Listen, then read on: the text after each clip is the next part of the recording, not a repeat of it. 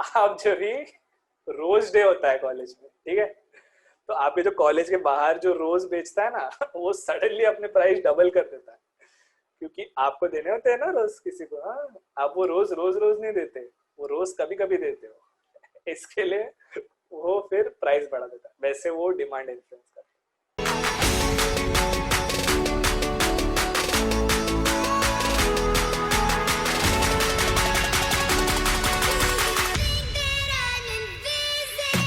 Hello everybody, कैसे हो आप सब लोग? होप सो आप लोग बहुत बढ़िया रहोगे और मैं भी एकदम फर्स्ट क्लास हूँ। ठीक है, तो होप आपको पिछले के लेक्चर्स पसंद आए होंगे, आपको जो टाइप्स ऑफ डिमांड है वो अच्छे से समझा होगा। CID, CID, C3ID, C3ID, आपको टाइप्स ऑफ डिमांड अच्छे से समझा होगा।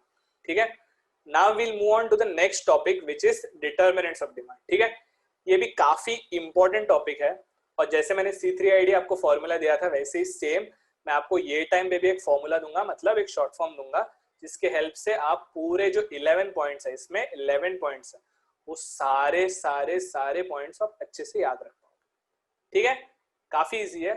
सबसे पहले मैं आपको स्क्रीन शेयर करता हूँ and then we'll talk about this. Okay, क्या होता है determinants of demand. Okay guys, तो डिटर्मिनेंट्स ऑफ डिमांड का मतलब क्या होता है पता है?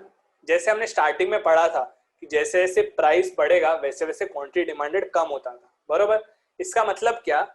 डिमांड को अफेक्ट करने वाला फैक्टर, ध्यान से सुनना, डिमांड को अफेक्ट करने वाला फैक्टर कौन सा था? प्राइस था। मतलब जैसे प्राइस फ्लक्चुएट होगा वैसे डिमांड फ्लक्चुएट होगा। बट ऑब्वियस सी बात है कि ओनली प्राइस अफेक्ट नहीं करता होगा डिमांड को, सिर्फ प्राइस अफेक्ट नहीं करता होगा डिमांड को, डिमांड को अफेक्ट करने वाले बाकी के चीजें भी होंगे।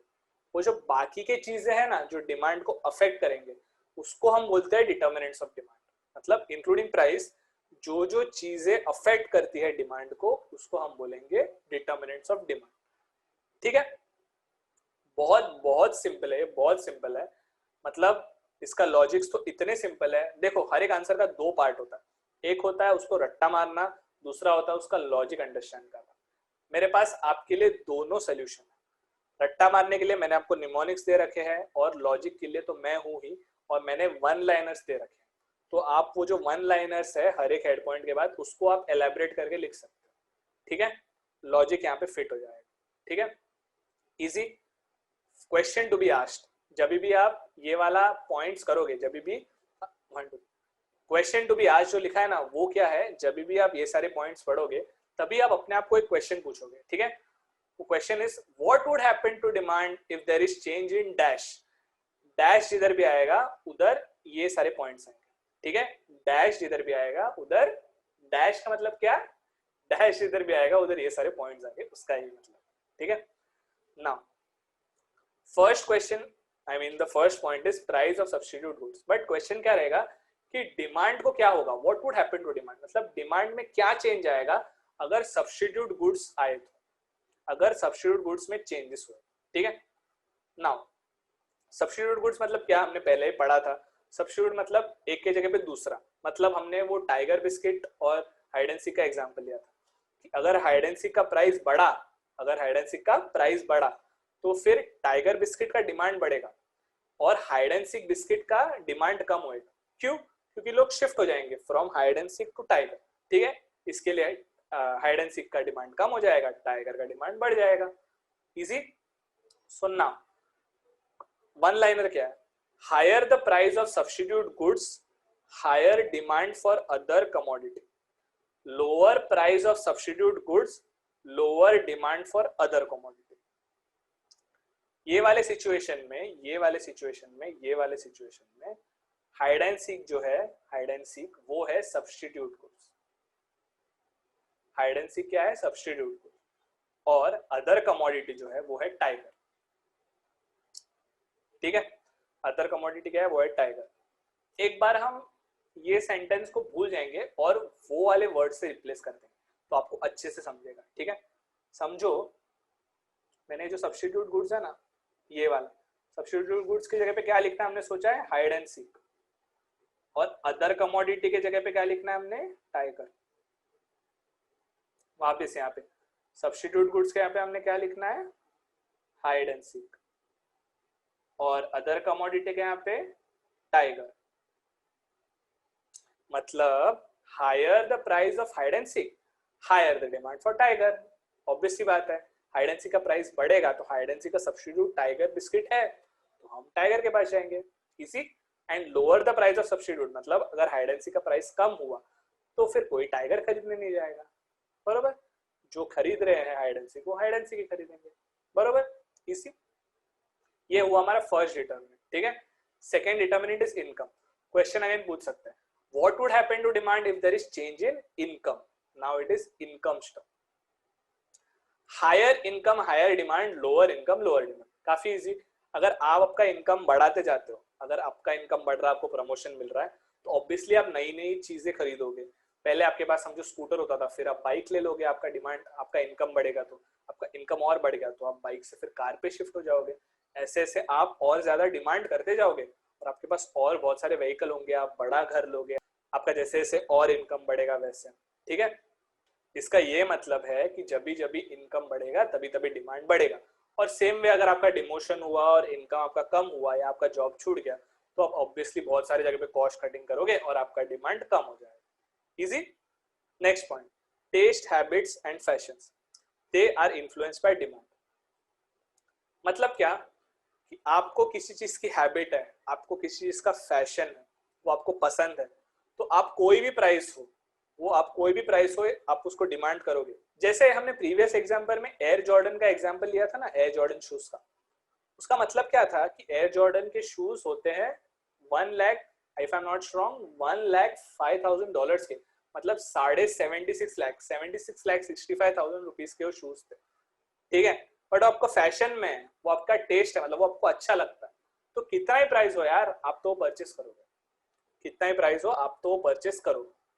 मतलब ये वाला फैक्टर वैसा फैक्टर है जो प्राइस को छोड़ के डिमांड इन्फ्लुएंस करता है। प्राइस कुछ भी हो, आप, आपका टेस्ट है, आपका हैबिट है, आपका फैशन है, आप वो परचेस करोगे, उसका डिमांड आप बढ़ाओगे, ठीक है। Easy. Now next is level of taxation. कैसा है कि कोई प्रोडक्ट है, उसके ऊपर समझो अभी जीएसटी चल रहा है, उसके ऊपर समझो 12% टैक्सेशन, और सिमिलर प्रोडक्ट है उसके ऊपर जो टैक्सेशन परसेंटेज है वो 18 है, तो ऑब्वियस सी बात है जो 18% वाला रहेगा उसका ऑब्वियसली सेलिंग प्राइस ज्यादा हो गया रहेगा, बरोबर, और 12% वाला कम रहेगा। तो आप ऑब्वियसली अगर दोनों इंटरचेंजेबल है, दोनों सब्स्टिट्यूट गुड्स है, तो आप ये टैक्सेशन की वजह से आप जाओगे लोअर टैक्सेशन वाले के पास, क्योंकि वो आपको सस्ता मिल रहा है, ठीक है। इस हिसाब से टैक्सेशन पॉलिसीज भी डिटरमाइन करते हैं कि आप कोई पर्टिकुलर गुड डिमांड करोगे या नहीं करोगे, ठीक है। Easy. Next point is price. Price तो हमने देखा है, अभी हमने ऊपर भी पढ़ा हुआ था कि प्राइस जैसे बढ़ेगा वैसे डिमांड कम होगा, प्राइस जैसे कम होगा वैसे डिमांड बढ़ेगा, ठीक है। Next point is size of population. अभी क्या है, इंडिया में इतने ज्यादा आबादी है, अभी हमारे जनरेशन में नारा हो गया हम दो हमारे दो, कि ठीक है 2 बच्चे रखो, ठीक है। बट पहले क्या नारा था, जब ये हमारे ग्रैंडफादर्स के टाइम पे देखोगे आप, ग्रैंडफादर्स के 6-6, 7-7 सिबलिंग्स, 8-8 सिबलिंग्स, ऐसा पूरा क्रिकेट टीम होता था, तभी नारा क्या था, हम दो हमारे दो बाकी सारे आने दो, बस। एनीवेज जोक्स असाइड, पॉपुलेशन अगर जैसे बढ़ेगा ना तो फिर जो भी गुड्स है उसका डिमांड हमेशा बढ़ेगा। क्यों? क्योंकि सेम चीज को डिमांड करने वाले बहुत सारे लोग होंगे, तो प्राइस कुछ भी हो, जो गुड्स नेसेसिटी है वो गुड्स के पास तो हम जाएंगे, वो गुड्स तो सब पॉपुलेशन खरीदेगा, पूरा पूरा पॉपुलेशन खरीदेगा। This is how population affects demand, ठीक है, regardless of price. Okay. Now next point is price of complementary goods. Higher price of complementary goods, lower demand for other commodity. Lower price of complementary goods, higher demand for other commodities. This is exactly opposite to substitute goods. कैसे मैं आपको बताता हूँ।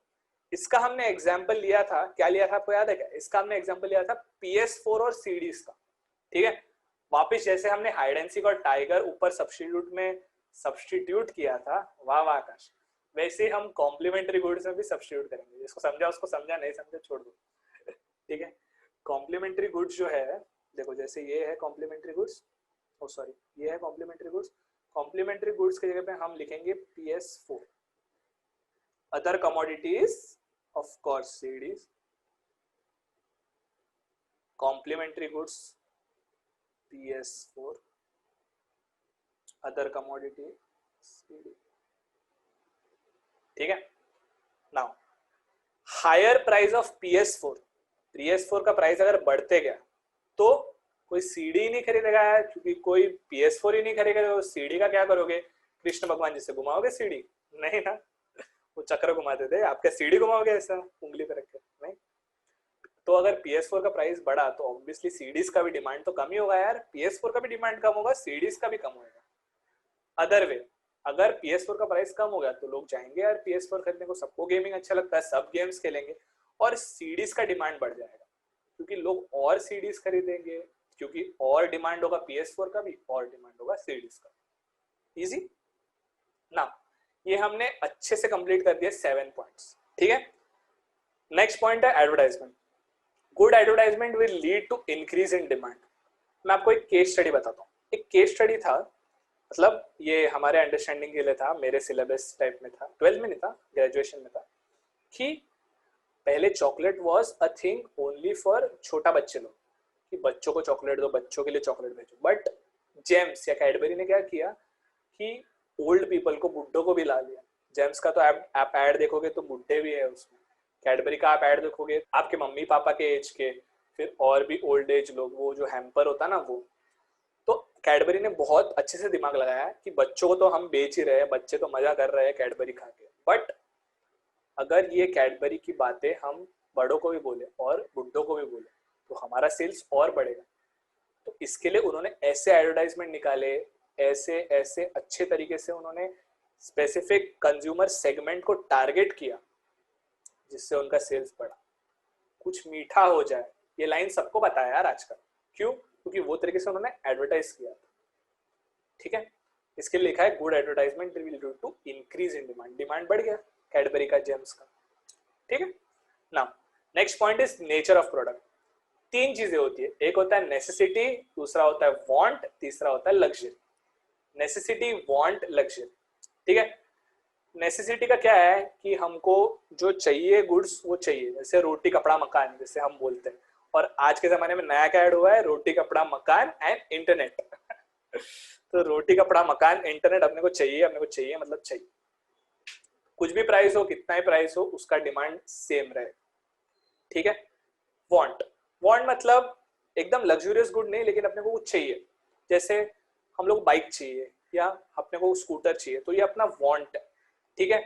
तो इसका demand will depend upon price, कि price बढ़ेगा तो फिर हम नहीं करेंगे क्योंकि हमारा वांट है, हमारा एकदम बेसिक नेसेसिटी नहीं है, ठीक है।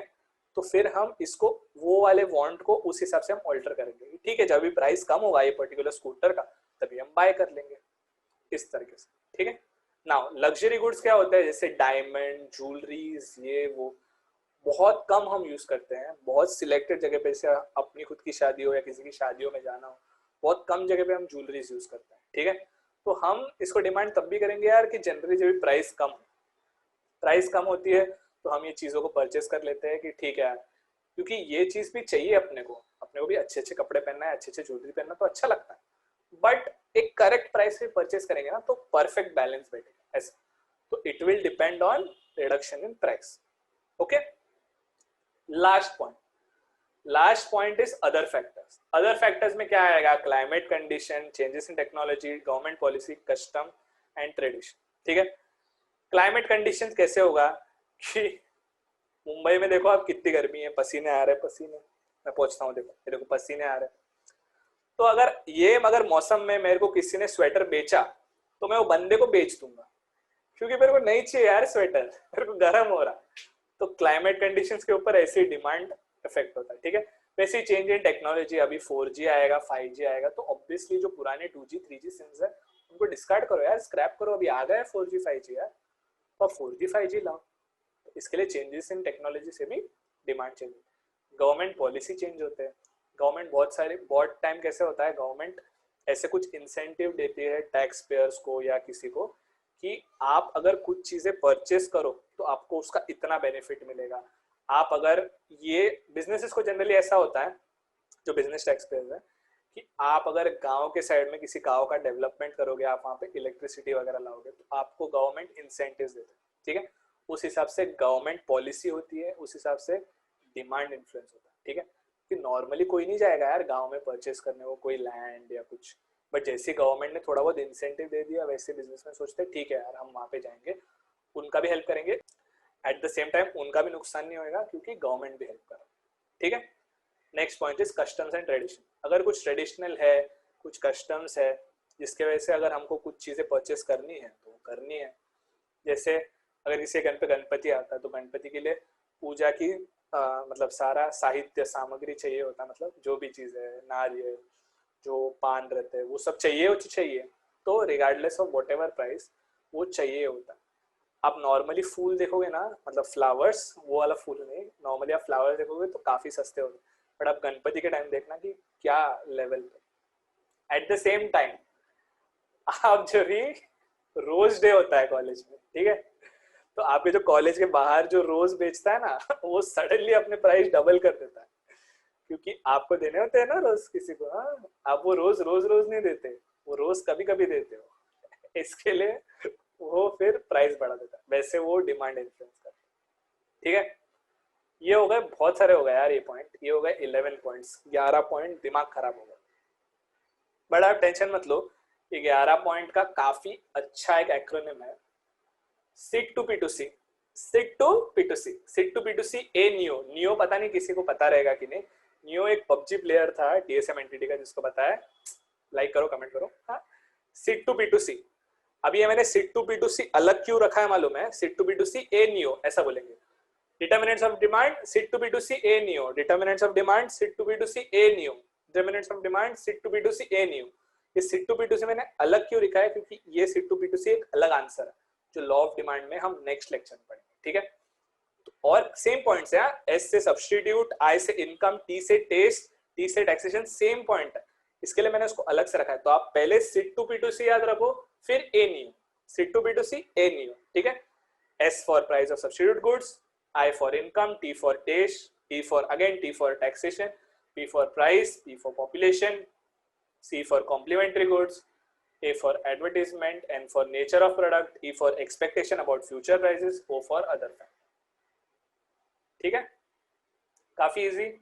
आई होप आपको ये पसंद आया रहेगा। ये लेक्चर को आपको 2-3 बार देखना पड़ेगा, ऐसे एक टाइम में नहीं होगा।